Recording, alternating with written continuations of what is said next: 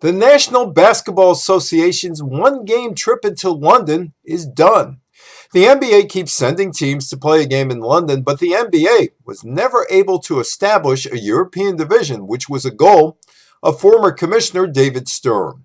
The plan was to establish the conference by 2010, with London having one of the franchises. The NBA seems to have put the notion on permanent hiatus. Europe has established basketball leagues and may not need the NBA. The NBA has had an eye on Europe for more than 5 decades. The Boston Celtics coach, Red Auerbach, really began the globalization of basketball in 1964 when he took a group of NBA players to Europe with the goal of beating the Soviet national team in Moscow. Auerbach was annoyed that the Soviet Union team was beating up on American college kids in various international tournaments and decided to march on Moscow with the help of his friends at the United States Department of State.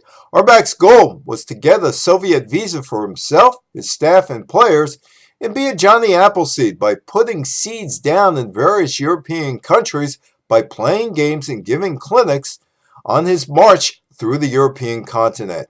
Auerbach got as far as Cairo, Egypt. He never did get the Soviet visa and was stopped, but along the way throughout Europe and into Cairo, Auerbach had provided a foundation that would eventually produce quality European basketball players who could play in the league and open up international markets. In 2016, Commissioner Adam Silver ruled down the European division, although he insisted that the league would love to have an all-star weekend in London and would continue playing annual games in London.